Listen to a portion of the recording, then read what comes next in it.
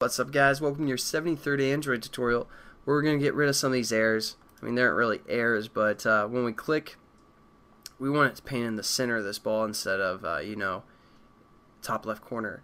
Well, at least make it seem like it's being painted in the center right where we touch. The other one is we want to be able to drag this object around and follow our cursor when we're touching the screen still. So let's get rid of our first bitmap problem. And what we're doing now is we're just basically getting the location and then we're painting the top left corner at that location. But what we want to do instead is, for example, if I click right in the center of the screen, it paints our bitmap a little lower and a little more to the right. So what we're going to do, right here is our X and our Y. We're going to take our X minus half of our bitmap width. And then that's going to give us right here, it'll paint. And then we're going to do the Y minus half of the height, so we're going to paint here. So basically, here's our X and Y, and then we're going to subtract half of our width of our bitmap, so here, and half of our height, and then we're going to go here. This is the point that's going to give us, and then we're going to draw our bitmap.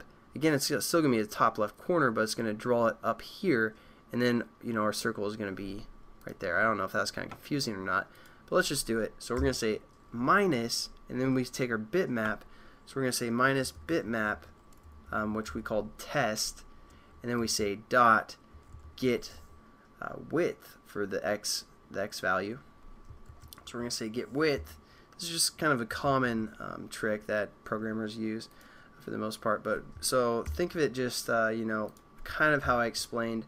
It's giving us half of the width of the length of our bitmap, and then we're going to subtract that from the x value.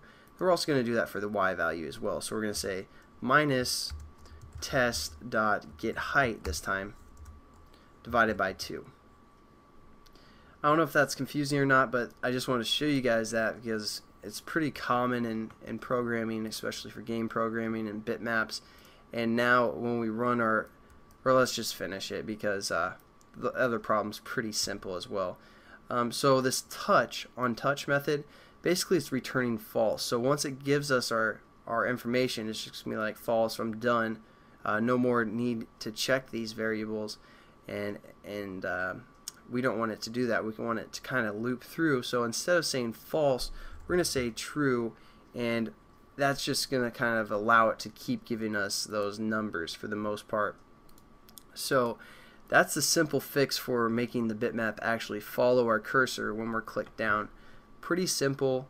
I mean, it's not much of a tutorial, I know, but hopefully you learned something a little bit about the return value for the on touch, and as well as kind of that graphics trick. So when we click now, the bitmap appears right in the center for the most part.